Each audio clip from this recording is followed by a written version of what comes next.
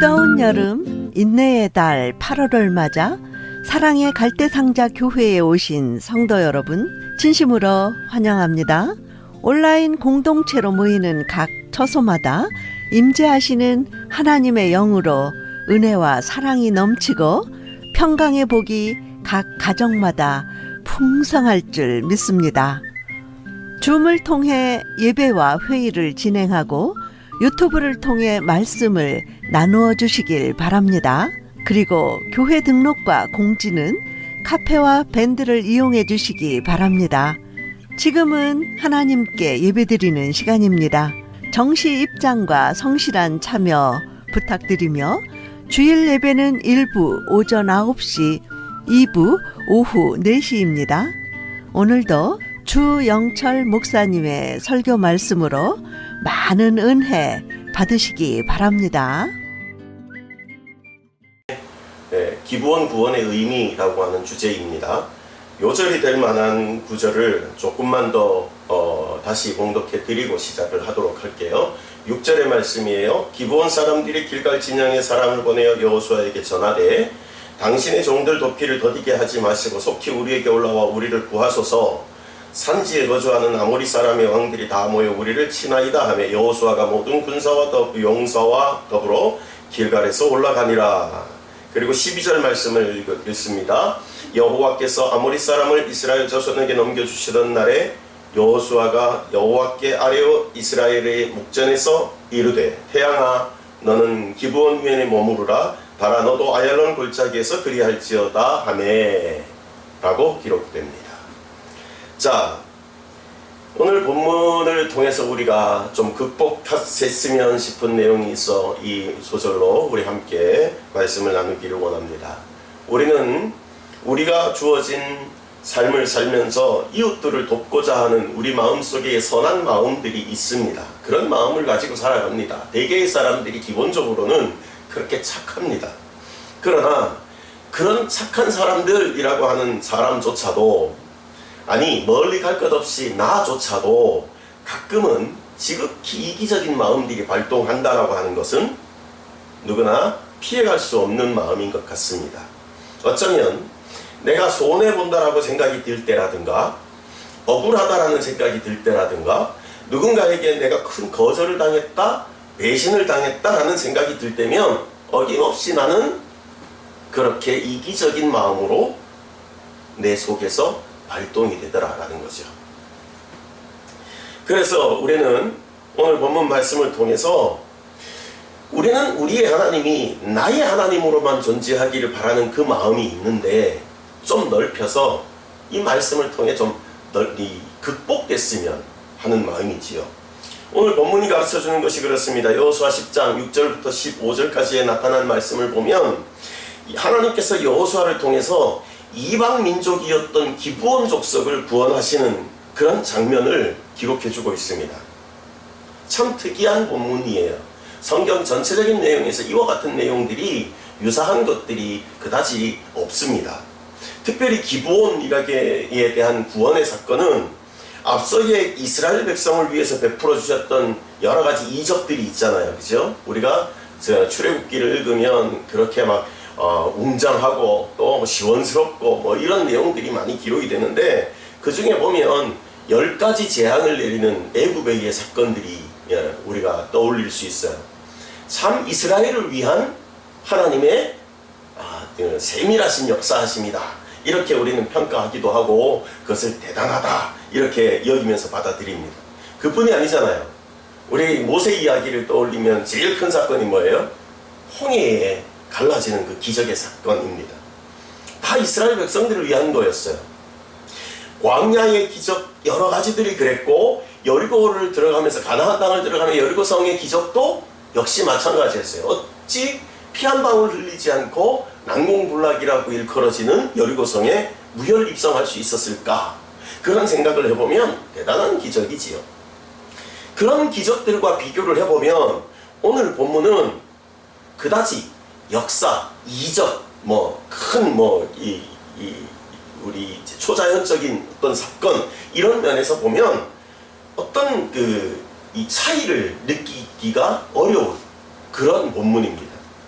다만 차이가 있다면 그 차이는 우박으로 가나안 5민족들은 멸하시면서 해와 달을 멈추게 하시면서 전쟁을 멈추게 했던 이 장면은 이스라엘 백성을 위한 것이 아니라 기브온 이방 민족을 구원하기 위한 하나님의 방법이었다라는 거죠. 이게 큰 차이라는 거예요.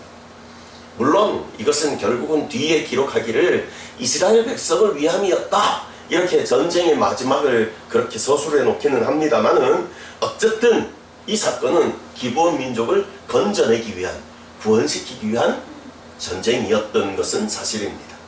자, 이 기브온 구원에 대한 의미가 어떤 의미가 있을까라는 것들을 우리는 좀 살펴보면 우리의 좁은 마음이 좀 넓어지는 듯한 어떤 극복할 수 있는 마음들이 생기지 않을까, 그렇게 생각이 들어요. 자, 그러면 질문을 우리가 연상을 해보겠습니다. 우리 마음속에서 떠올려보지요. 그렇다면 왜 하나님께서는 똑같은 가나안 민족임에도 불구하고 5민족은 멸망되고 기브온은 살렸을까? 여러분, 이 가나안 땅에는 이미 살고 있었던 7 족속들이 있었어요. 근데 이 민족은 우상 숭배라고 하는 이유로 모두 다 진멸하라 라고 하는 진멸의 대상이었습니다. 그런데 이렇게 진멸의 대상 속에 포함되어져 있던 기브온 족속, 그 족속들은 그들을 위해서는 초자연적인 섭리를 행하셨고 다른 민족들은 멸망의 심판을 받게 하셨다. 어떻게 보면 좀 공평하지 않잖아요, 그죠? 예. 아무리 하나님이어도 그렇지, 우리가 알기에는 공의의 하나님이라고 알려져 있고 그렇게 섬겼는데 우리 하나님은 이렇게 차별이 크실까? 그런 생각도 들기도 합니다. 심지어 우리가 떠올릴 때 성경 말씀에도 보면 여리고성의 노획물을 훔쳐서 숨겼다라고 하는 이유로 결국은 제비 뽑고 그래 뽑아서 누구다라고 걸린 사람이 있죠. 아간이라고 하는 사람. 그 아간의 죄로 인해서 아간의 일족 자체가 몰살당했던, 그렇게 우리 하나님은 그 반역에 해당하는 그러한 아간의 죄를 그냥 묵과하지 않으셨던 하나님이셨어요. 그걸 일컬어서 또한 우리는 공의로운 하나님이셨다, 이렇게 여호수아서 7장에서 기록되는 말씀을 읽습니다. 그런 하나님께서 왜 멸망의 대상이었던 기브온 족속에게만은 유독 그토록이나 관대하셨을까? 자, 이런 질문들이 우리 속에, 왕왕 우리도 이기적인 마음을 갖고 있으면서 또한 신앙적인 면에서는 우리가 마음을 넓혀야 하는데 라고 하는 이런 속상한 마음까지 가지고 있는 중에 자리 잡게 되는 그러한 질문이라는 것이죠. 자, 중요한 건요, 내 마음이 어떠냐, 이 사회가 어떠냐, 전쟁의 상태가 어떠냐, 이런 게 중요한 게 아니고요. 먼저는 우리가 섬기는 하나님을 향해서 그 하나님의 세상을 향한 계획이 어떠하고 세상을 향해서 어떻게 섭리하시는가라는 것들을 우리는 이해할 수 있어야 우리가 우리의 마음이나 우리의 생각을 넓힐 수 있을 것 같습니다. 그건 바로 이런 의미에서 찾아볼 수 있어요. 제일 먼저는 아브라함에게서 찾아봅니다. 아브라함을 일컬어 그렇게 말씀하시죠. 창세기 12장에서 아브라함을 부를 때에 아브라함을 부르면서 그렇게 말씀하세요. 너는 본토 친척 아비의 집을 떠나 내가 네게 지시할 땅으로 가라 말씀하시면서 결국은 그 이유를 설명하실 때 이렇게 말합니다. 너는 복의 근원이 될지라. 너를 축복하는 자에게는 내가 복을 내리고 너를 저주하는 자에게는 내가 저주하리니 땅의 모든 족속이 너로 말미암아 복을 얻을 것이라. 아멘. 자, 이렇게 기록되는 이유를 보십시오. 너는 복의 근원이 되라. 특별히 아브라함만 사랑하신 것 같은데 너를 복의 근원 삼는 이유가 뭐냐? 너로 말미암아 천하 모든 민족이 복을 받게 하기 위해서다 라는 거예요. 아브라함에서 그치지 않습니다. 아브라함을 통해서 아브라함을 복되게 하신 것처럼 천하 만민들이 이 통로가 있어야 어느 곳에라도 이 복이 전달되어질 거니까, 다만 너는 통로, 그러니까 근원. 우리는 태백 땅에 살면서 잘 알죠. 낙동강의 근원지, 한강의 근원지, 그게 태백에서 있습니다. 그죠? 낙동강 1300리를 한강의 발원이 저기 검룡소에서 황지연못에서 그렇게 있는 것을 우리가 잘 알아요. 여기가 근원지인데 낙동강이 여기서부터 시작됐는데 낙동강의 혜택은 누가 받아요? 더 많이? 태백 사람들이? 아니요. 흘러 가면서 쭉 끊임없는 거리 같은 이 길을 1300리가 흘러가면서 그 1300리의 사람들이 낙동강의 혜택을 받고 누리고 삽니다. 그러니까 여기에 근원이 있음으로 말미암아 가능한 일이라고 우리는 그 근원에 대한 그 귀중성을 우리가 잘 알지요. 근원이 없는데 이후에 가고 뭐가 있겠어요? 시작이 없는데 끝이 어디 있겠어요? 그런 의미로 아브라함은 복의 근원을 삼으신 거예요. 세상을 향한 하나님의 섭리에 하나님의 계획이 뭐라고요? 바로 이와 같은 거죠. 너를 복의 근원을 삼는 이유는 너로 말미암은 또 다른 하나님의 계획들을 큰 것으로 이루기 위한 하나님의 계획이고 섭니다. 그건요 아브라함에게서만 뿐만이 아니에요. 모세에게도 마찬가지로 나타납니다. 모세를 선택했고 이스라엘을 선택했고 그래서 모세가 이스라엘 백성들이 이끌고 광야를 나왔고 그래서 가나안 땅을 들어가고 이것이 이스라엘 민족에게만 혹은 모세에게만 중요한 것이냐? 아니요. 하나님의 계획과 섭리가 어떤지를 보십시오. 출애굽기 19장에서 이렇게 이러한 내용들을 쭉 열거해 주면서 그런 이유를 말해줄 때에 5절 말씀에 이렇게 기록합니다. 세계가 다 내게 속하였나니 너희가 내 말을 잘 듣고 내 언약을 지키면 너는 모든 민족 중에서 내 소유가 되겠고 6절이에요.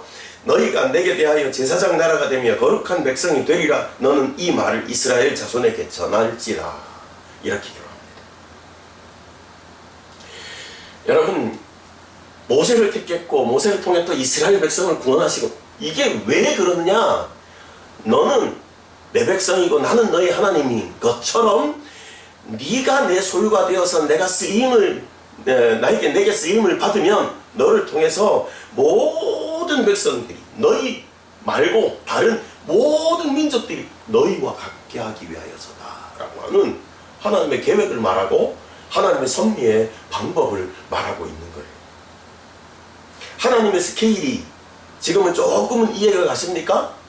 어느 한 사람에게 머무르지 않습니다. 당신이 지으신 피조세계, 특별히 인간을 향하신 하나님의 사랑은 끊임없이 모든 사람에게 한 사람 한 사람에게까지 다 이르더라라는 겁니다. 그러니까 이와 같이 오늘 우리에게서도 똑같은 의미를 찾아볼 수 있어요. 아브라함에게 뿐만 아니고 모세일 뿐만 아니고 오늘 우리에게도 똑같은 기대를 하고 계신다는 겁니다. 베드로전서 2장 9절을 읽어드립니다. 그러나 너희는 택하신 족속의 왕같은 제사장들이여 거룩한 나라여 그의 소유된 백성이니. 그러니까 어떻게 하라고요? 이어지는 말씀이 이는 너희를 어두운 데서 불러내어 그의 기이한 빛에 들어가게 하신 이의 아름다운 덕을 선포하게 하게 하십니다. 우리를 구원하셨잖아요. 옛 이스라엘 백성들이 거룩한 나라여 거룩한 제사장이여 그랬던 것처럼 우리가 거룩한 나라여 거룩한 제사장이며 하나님의 소유된 백성이에요. 우리를 그런 저 어두운 곳에서 건져내서 빛으로 들어가게 하신 그 더 아름다운 우리를 향하신 섭리를 또한 선포하게 하려. 어디다 선포할까요? 아직도 어두운 가운데 있는 사람들에게, 아직도 하나님이 구원하시고자 원하시는 숱한 백성들에게 우리로 입을 열어 선포하게 하려고 너희를 구했다라는 겁니다. 그러니까 다시 또 말해요. 너 하나여서 끝이 아니다. 너로 인해서 어쩌면 시작이고 또 다른 너로 인해서 시작이고 그것이 천하 만민 모두에게 전해질 때까지 이것은 계속되는 하나님의 진행형이에요. 베드로전 후서 3장 9절에 가면 이런 기록이 있어요. 주의 약속은 어떤 이들이 더디다고 생각하는 것 같이 더딘 것이 아니라 오직 주께서는 너희를 대하여 오래 참으사 아무도 멸망하지 아니하고 다 회개에 이르기를 원하시느니라. 하나님이 어디까지 참으신다고요? 오래 참으시되 모두가 구원받기까지 하나님은 오래 참으신다. 진짜 원하시는 하나님의 바람은 아무도 멸망하기를 원하지 아니하신다. 자, 그 하나님의 기대, 아무도 멸망당하는 걸 원하지 않아요. 모두가 구원받기를 원하시는 거예요. 모두가 하나님이 하신 그 선포하심을 다 받아들이고 하나님이 하나님이다. 나는 하나님의 소유된 백성이고 그의 거룩한 나라요 제사장이다. 이 마음을, 이 산미를 들으시기를 원하시는 것이 하나님이시지만, 그러나 또 끝은 있어요. 그러나 또 구원받는 자가 있는가 하면 구원받지 못하는 자가 있어요. 받아들이는 자가 있고 못 받아들이는 자가 있기 때문에 그렇습니다. 자, 이 하나님의 기대는 누구에게 선하게 적용될 수 있겠느냐? 그건 이 하나님의 약속을 붙잡는 자들이 이 구원에 대한 기대에, 이 구원에 대한 선포에 정말 아름답게 응답하고 받고 누리는 그런 대상자가 되는 겁니다. 이것은 택한 백성 이스라엘에게나 이방 백성, 그러니까 특히나 멸망받을 것이 예정되어 있는 민족, 이 기브온과 같은 족속에게도 똑같이 적용됩니다. 믿는다 하는 성도나 아직 믿지 않는다라고 하는 믿음에서의 이방인들이나 똑같이 적용됩니다. 이 약속을 붙잡는 자는 구원이 이룰 것이고, 붙잡지 아니하고 못 믿어 안 믿어 그런 게 어딨어 그러는 자에게는 이 말씀이 아무런 효력이 없는 거지요. 자, 오늘 본문이 여호수아서 10장인데 한 장 전에 가면 여호수아서 9장에 보면 이런 말들을 확인할 수 있는 내용이 있어요. 이방 민족인 기브온 족속의 신앙 고백이 여기 기록이 되어 있거든요. 왜 하나님께서 이방 민족 기브온은 구원하셨느냐라고 하는 그 이유를 우리가 발견하는 겁니다. 9절입니다. 여호수아서 9장 9절부터 10절 두 절을 읽어드릴게요. 그들이 여호수아에게 대답하여 종들은 당신의 하나님 여호와의 이름으로 말미암아 심히 먼 나라에서 왔사오니 이는 우리가 그의 소문과 그가 애굽에서 행하신 모든 일을 들으며 10절 또 그가 요단 동편에서 있는 아모리 사람의 두 왕들 곧 헤스본 왕과 시혼과 아스다롯에 있는 바산 왕 옥에게 행하신 모든 일을 들었음이니이다 라고 고백해요.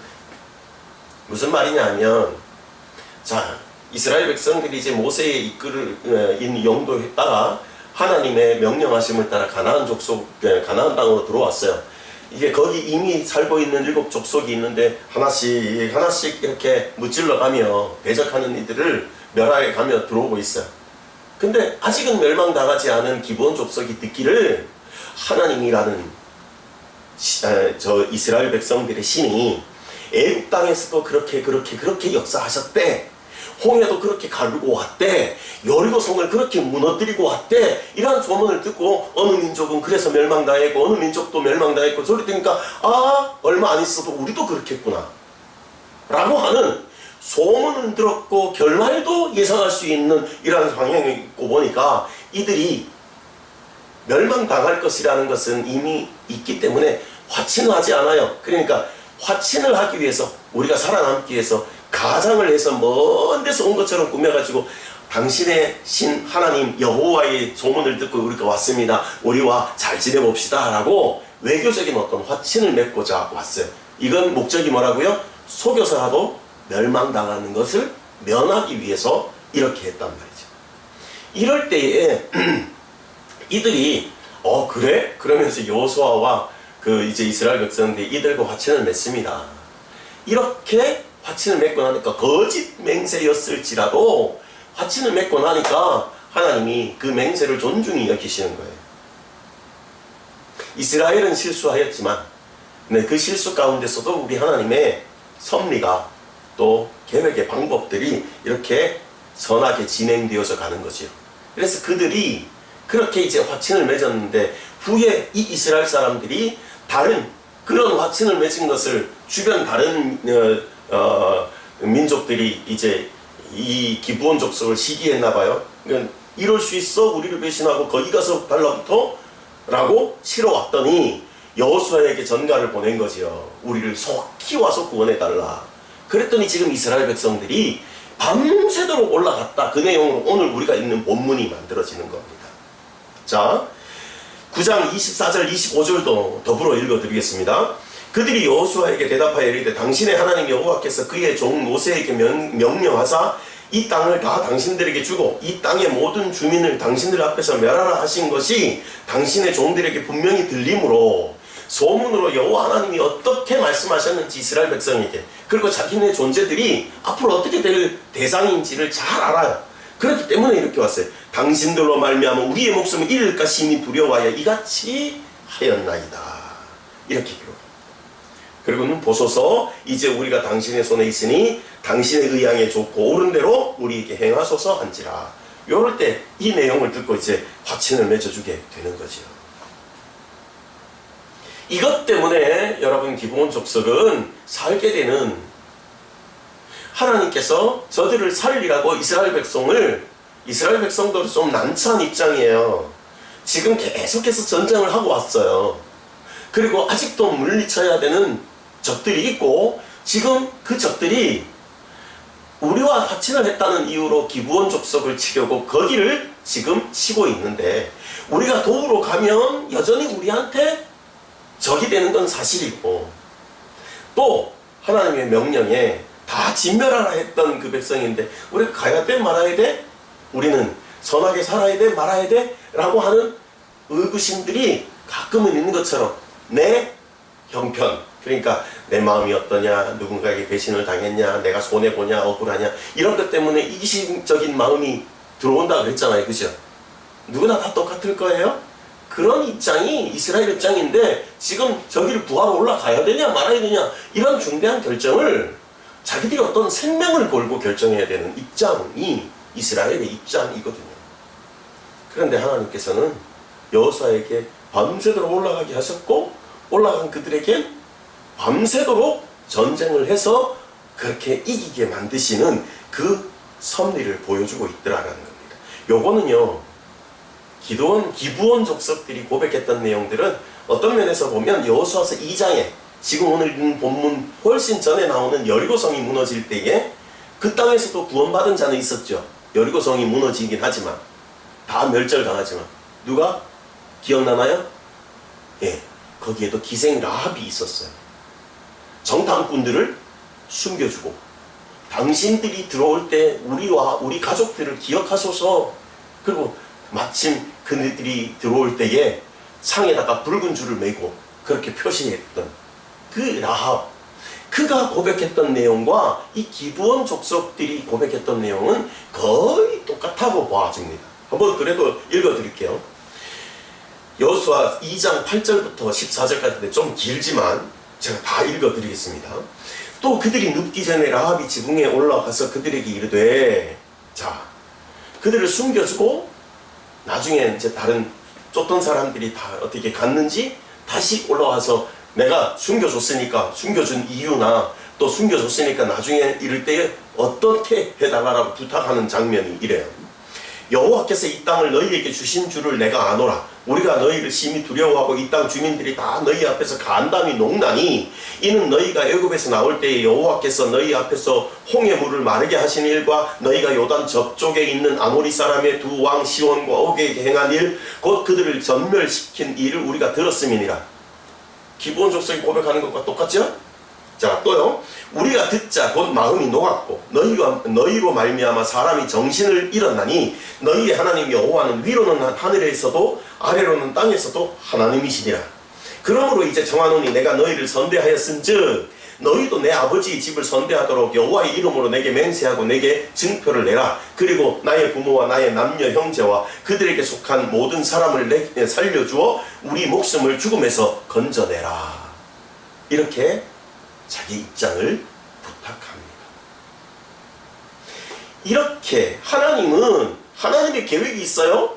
하나님의 섭리가 있어요. 그걸 듣고 받아들이고 믿고 그것에 기대하는 사람, 그것에 통하여서 내가 어찌 행할 바를 행하고 구원받는 길을 찾는 사람, 그들에게 이 말씀은 복음이 되는 거예요.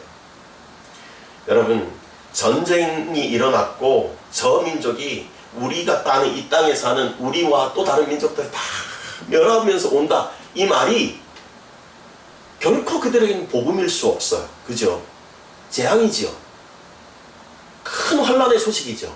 그러나 복음인 것은 그 말을 받고 그 말을 따라서 살 길을 찾아가는 정말 위대한 크신 분이 누구냐라고 하는 전능하신 하나님을 섬기고자 하는 그 기대가 있는 자들에게는 그것이 재앙이 아니라 복음이 되는 줄 믿습니다. 이렇게 하나님의 말씀이 하나님의 말씀으로 받아들여지는 사람에게는 그게 복음이요 복입니다. 그러니까 구원이라는 것은요 마음의 할례예요.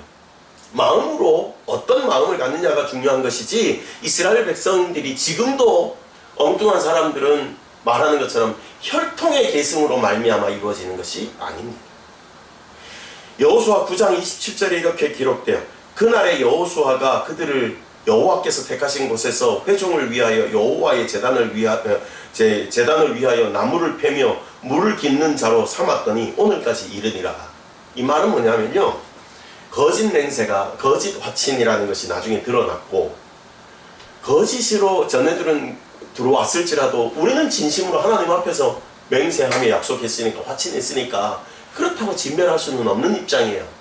공의로우신 하나님 앞에. 그래서 여호수아가 이제 그 기본 족속에게, 그러면 너희들이 짧게 말하면 너희가 우리 노예 해라, 노예. 그러면 살려줄게. 이 뜻이죠. 여기 여호와의 제단을 위하여 나무를 패며 물 깃는 자로 삼았다. 종 삼았다는 얘기예요. 네? 종 삼았다. 그랬는데 그들이 오늘까지 이르렀다, 이렇게 말해요. 그러니까 기브온 족속은 비록 힘든 생활이었지만 제사를 위해서 나무를 패고 물 깃는 자가 되었다, 이걸 그냥 받아들였다라는 걸로 우리는 확인할 수 있습니다. 그리고 이거 신명기 29장에 기록되는 걸로 보면 10절에서부터 14절까지 나타나는데, 성전 봉사자로 그 언약에 참여하는 자, 그들을 기브온 족속이라고 분명하게 예시해 놓고 있습니다. 다시 말씀드렸어요. 가나안 민족을 멸하라고 하는 하나님의 명령은 무조건 이방인이니까 다 없애, 이 차원이 아니라는 거죠. 배타적인 그런 내용이 아니라는 거죠. 출애굽 34장에 보면 이런 하나님의 멸하라고 하는 하나님의 명령이 뭘 근거하는가라는 걸 가르쳐 주는데요. 오늘 이상하게 성경 공부가 되어버렸는데, 자, 우상 숭배 때문에 이런 경고를 주시는 거예요. 출애굽기 34장 15절부터 너는 삼가 그 땅의 주민과 언약을 세우지 말지니 이는 그들이 모든 신을 음란하게 섬기며 그들의 신들에게 제물을 드리고 너를 청하면 내가 그 제물을 먹을까 함이며. 이유가 뭐예요? 전애들의 우상 숭배 때문에 이렇게 다 멸하라 하는 것이었고, 멸하지 않으면 저들이 우상 숭배하면서 너희들에게도 야 한번 해봐, 괜찮아, 좋아, 그러면 너희도 가서 우상 숭배할까봐 그렇다. 이게 이방 민족을 멸하시게 하는 하나님의 이유예요. 신명기 29장 더에서 10절부터 가면 이스라엘 백성의 성결, 그러니까 이제 전애들의 그 경건의 생활, 정결 생활을 위해서이죠. 뭐라고 기록되느냐 하면, 오늘 너희 곧 너희 수령과 너희 지파와 너희 장로들과 너희 지도자와 이스라엘 모든 남자와 너희 유아들과 너희 아내와 내 진중에 있는 객과 너를 위하여 기록하고, 나무를 패는 자로부터 물을 깃는 자까지 다 너희의 하나님 여호와 앞에 서 있는 것은 내 하나님 여호와의 언약에 참여하며 또 내 하나님 여호와께서 오늘 내게 하시는 맹세에 참여하여 여호와께서 내게 말씀하신 대로 또 내 조상 아브라함과 이삭과 야곱에게 맹세하신 대로 오늘 너를 세워 자기 백성을 삼으시고 그는 친히 내 하나님이 되려 함이니라. 이렇게 기억합니다. 하나님이 부르시고 하나님이 백성 삼으신 이스라엘 백성들의 정결함, 성결함, 그것을 위하여서 이렇게 일곱 족속이 멸하라 라고 하는 대상이 되는 겁니다. 여러분, 이와 같이 하나님께서 멸하라 하시는 이유를 알아봤더니 우리가 어떤 존재인가를 다시 한번 가늠하시겠지요. 우리는요 분명히 이방의 우상 숭배자들과 짝할 수 없는 존재들입니다. 그죠? 거룩한 존재들이에요. 이스라엘이 이방 민족과 섞일 수 없는 민족이었다라고 하는 거룩한 존재였다라는 그 이유와 우리가 오늘날 살아가면서도 믿지 아니하는 이방인들과 우리가 섞일 수 없는 존재라는, 거룩한 존재라는 것은 사실입니다. 그러나 성경은 그러니까 저들은 안 믿고 너희는 믿고, 이스라엘 백성이기로 말하면 너는 택한 백성이고 저들은 안 택한 백성이고 라고 그렇게 구분되어지는 것만은 아니다. 무슨 말이에요? 결코 바리새인들처럼 분리주의자 같은 삶을 요구하는 것이 성경이 아니라는 거예요. 물론 우상 숭배로 진멸의 대상은 됐지만, 그러나 그 진멸, 그 재앙 같은 말이 전해질 때에 그 말을 붙들고 그 약속의 말을 복음으로 받아들이는 자에게는 그게 진멸이 아니, 다시 한번 변화되는. 그래서 우리에게 요구되는 것이 뭐냐면 마태복음 5장 16절에서 너희는 세상의 빛이다 소금이다 말씀하신 것처럼 그들을 향해서 좀 더 오히려 더 적극적으로 소금, 빛, 그 역할을 감당하며 살 것을 우리에게 교훈해 주는 거예요. 다시 이스라엘 백성들로 돌려서 말하면 너희가 거짓으로 속아서 맹세를 하고 화친을 맺었지만, 그러나 저들은 그 약속을 저들이 복음으로 받아들였으므로 저들도 너희와 동일한 존재이므로, 아니 하나님의 계획과 섭리가 거기 있는 것이므로 그들이 엎드려 하나님이 하나님이다, 나는 당신의 백성이기 원합니다 라면 얼마든지 받아주시는 하나님이므로 그들을 위해서 생명을 걸어야죠. 그래서 우리에게도 적이 많은데 밤새도록 거기까지 달려가서라도 그들을 구해내야 되는 것이 여호수아와 이스라엘 백성들의 사명이었다라는 거죠. 그 사명을 지금 오늘 우리들에게 가르쳐 주는 거예요. 교훈해 주는 거예요. 요만큼만 내가 마음이 아프고 손해일 것 같으면 이기적인 마음으로 돌아와서 하나님은 나의 하나님만 돼야 되는데 왜 하나님이 딴 사람도 사랑하시지? 그런 마음을 갖는 우리에게 넓히라고 가르쳐 주시는 말씀이 오늘의 말씀이다 이 말이에요. 나에게만 하나님이 아니라 하나님은 모든 이에게 하나님이어야 가장 합당한 우리의 가질 마음인 것이요. 믿으시기 바랍니다. 자, 조금 길었는데요. 마무리 지어볼게요.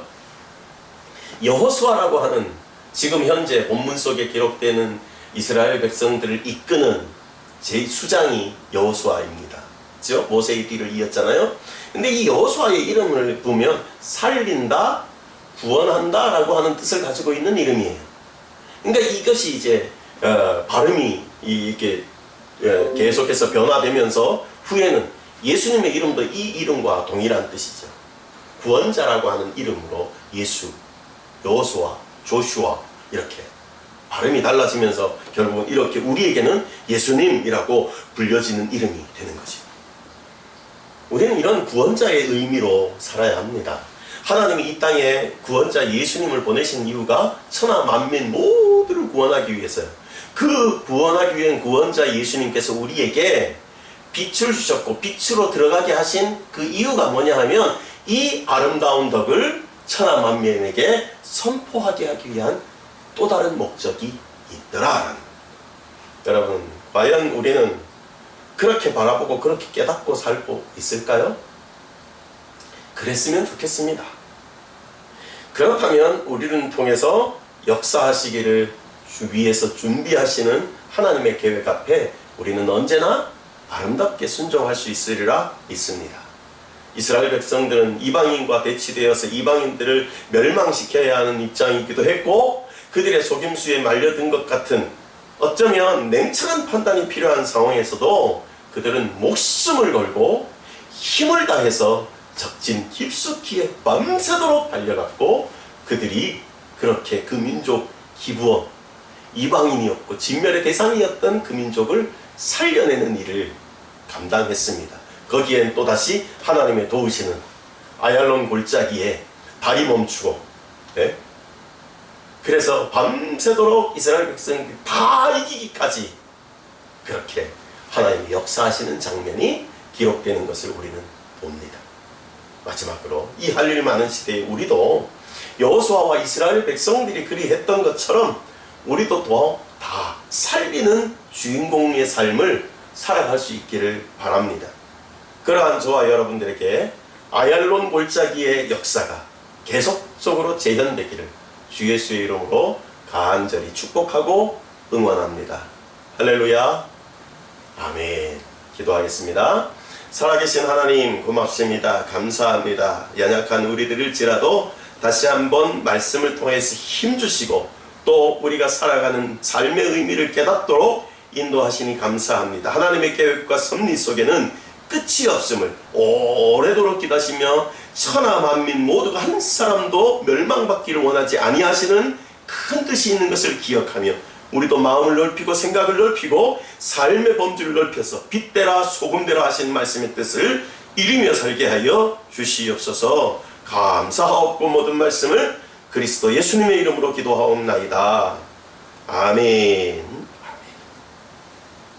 지금은 우리 주 예수 그리스도의 은혜와 하나님 아버지의 극진하신 사랑하심과 성령의 충만하신 역사가 머리숙이 하나님 앞에 예배하며 또한 하나님의 뜻과 섭리를 이해하며 살아가기로 다짐하는 각양의 성도들의 심령과 저들의 거처와 저들이 하는 일 위에 주의 교회 위에 지금으로부터 영원토록 함께 있을지어다. 아멘.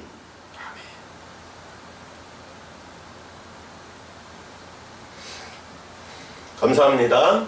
예배 잘 마쳤습니다. 또 다음 주에 기쁘게 만나겠습니다. 샬롬. 너의 삶의 창조인 너의 참 부모이신